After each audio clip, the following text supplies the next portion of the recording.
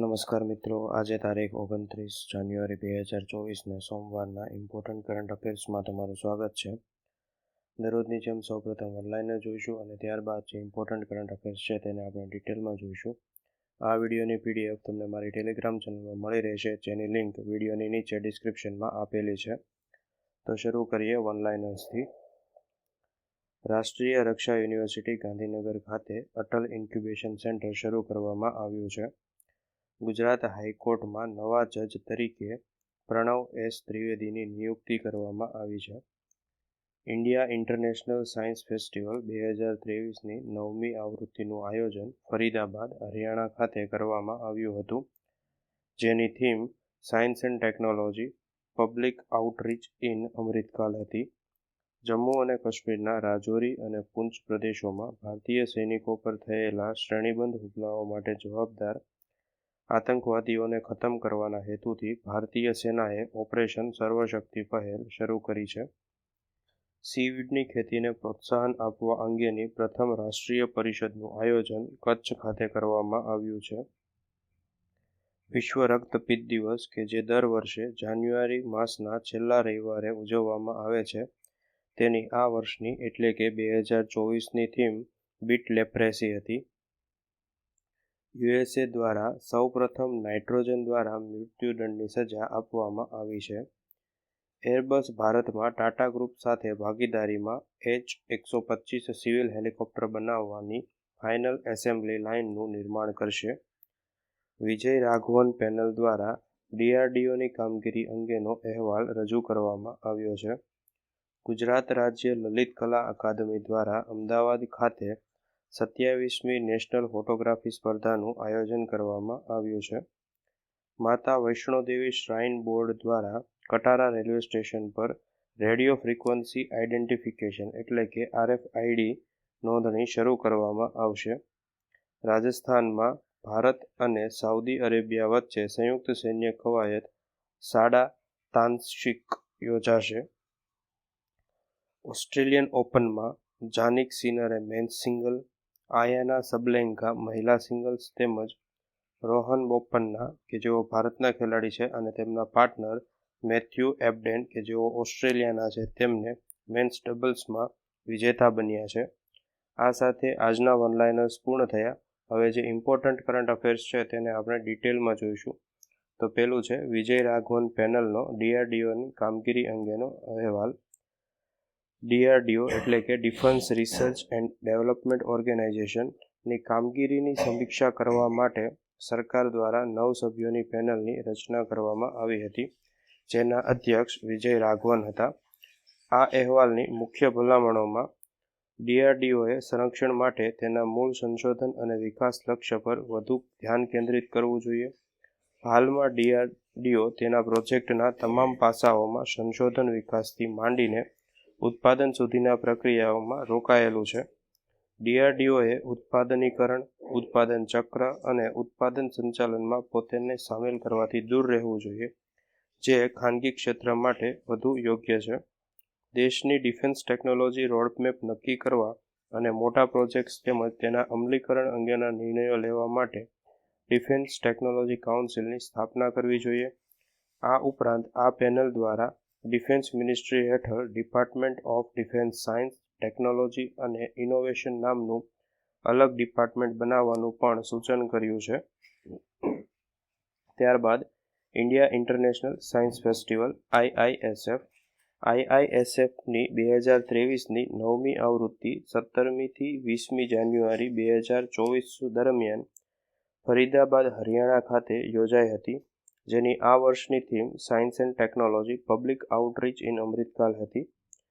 IISF 2023નો ઉદ્દેશ વિદ્યાર્થીઓ, શિક્ષકો, વૈજ્ઞાનિકો, સંશોધકો, ઉદ્યોગ સાહસિકો અને ઉદ્યોગ વ્યવસાયિકો તેમજ વિજ્ઞાન કોમ્યુનિકેટર્સ જેવા વિવિધ સ્તરોએ રુચિ ધરાવતા લોકો માટે તેમને પ્રેરણા આપવા એક પ્લેટફોર્મ પૂરું પાડવું તથા વિજ્ઞાન અને ટેકનોલોજી ક્ષેત્રમાં ભારતની સિદ્ધિઓની ઉજવણી કરવાનો હતો.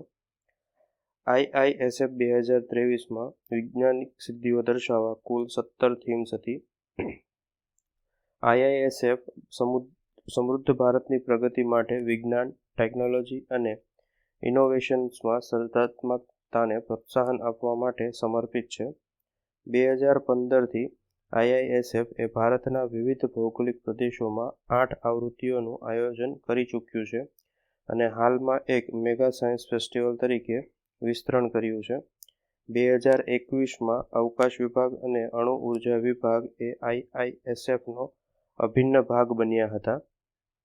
ત્યારબાદ ઓપરેશન સર્વશક્તિ.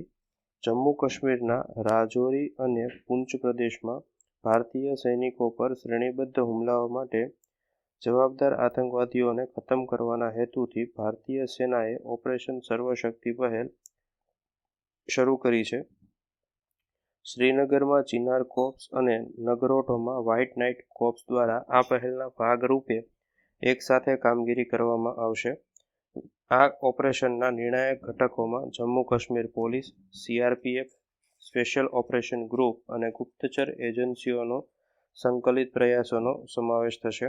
આ ઓપરેશન વર્ષ 2003માં શરૂ કરાયેલા ઓપરેશન સર્પ વિનાશમાંથી પ્રેરણા લઈ શરૂ કરવામાં આવ્યું છે.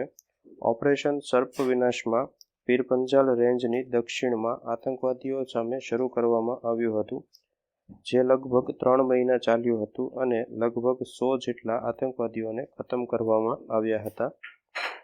ત્યારબાદ RBI દ્વારા અર્બન કોઓપરેટિવ બેંક્સ એટલે કે શહેરી સહકારી બેંકની બીજી અનુસૂચિમાં સમાવેશ કરવા માટેના સુધારેલા માપદંડો જાહેર કરવામાં આવ્યા છે.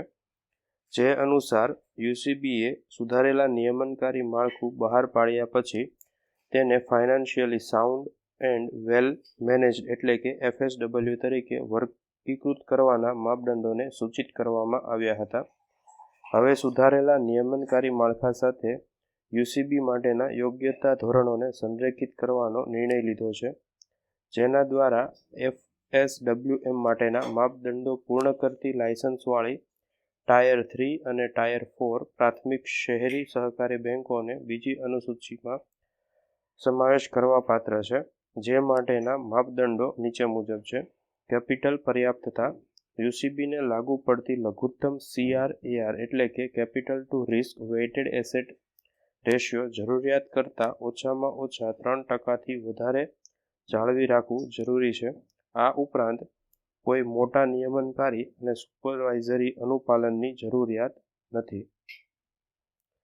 ભારતમાં H-125 સિવિલ હેલિકોપ્ટર બનાવવાનું FAL એટલે કે ફાઇનલ એસેમ્બલી લાઇન બનાવવાનું નિર્માણ યુરોપિયન એરોસ્પેસ અગ્રણી કંપની એરબસ અને ટાટા ગ્રુપની company Tata advance system limited એટલે કે TASL દ્વારા ભારતમાં H-125 સિવિલ હેલિકોપ્ટર બનાવવા માટેની ફાઇનલ એસેમ્બલી લાઇનનું નિર્માણ કરશે. આ ફાઇનલ એસેમ્બલી લાઇનના મુખ્ય ઘટકોમાં એસેમ્બલીઓ, ઘટક એસેમ્બલીઓ, એવિયોનિક્સ, મિશન સિસ્ટમ્સ, ઇલેક્ટ્રિક હાર્નેસની સ્થાપના, hydro electric circuit, flight control, dynamic ઘટકો, ઇંધણ સિસ્ટમ અને એન્જિનનું એસેમ્બલિંગ હાથ ધરવામાં આવશે.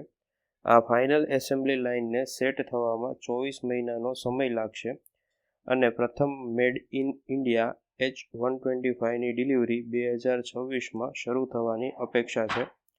દૂરના વિસ્તારોમાં છેલ્લા માઇલની કનેક્ટિવિટી પૂરી પાડતા H-125 હેલિકોપ્ટર ભારત સરકારની પ્રાદેશિક કનેક્ટિવિટી સ્કીમ ઉડે દેશ કા આમ નાગરિક એટલે કે ઉડાનમાં નોંધપાત્ર યોગદાન આપશે, જે દેશમાં પ્રવાસન ક્ષેત્રને વધુ પ્રોત્સાહિત કરશે. H-125 એ વિશ્વનું સૌથી વધુ વેચાતું સિંગલ એન્જિન હેલિકોપ્ટર છે, જે ઉચ્ચ અને ગરમ તેમજ આત્યંતિક વાતાવરણમાં પણ કાર્ય કરી શકવા સક્ષમ છે. H-125 એ એકમાત્ર હેલિકોપ્ટર છે કે જે માઉન્ટ એવરેસ્ટ ઉપર ઉતર્યું છે, જેનો ઉપયોગ હવાઈ ઉડાન, અગ્નિશામક કામગીરી, રાહત અને બચાવ કાર્ય, એર એમ્બ્યુલન્સ, પેસેન્જર પરિવહન અને અન્ય ઘણા બધા મિશન સહિત વિવિધ મિશનો માટે કરી શકાય છે. આ સાથે આજનું કરંટ અફેર્સ પૂર્ણ થયું. જો વિડીયો ગમ્યો હોય તો લાઇક કરજો. અન્યને ઉપયોગી થાય તેવું જણાય તો વિડીયો તેમની સાથે શેર કરજો. વિડીયો અંગેના પ્રતિભાવો વિડીયોની નીચે કોમેન્ટ દ્વારા જણાવી શકો છો અને દરરોજ આવી કરંટ અફેર્સને લગતી વિડીયો અપડેટ્સ મેળવવા માટે ચેનલને સબસ્ક્રાઇબ કરજો. Thank you.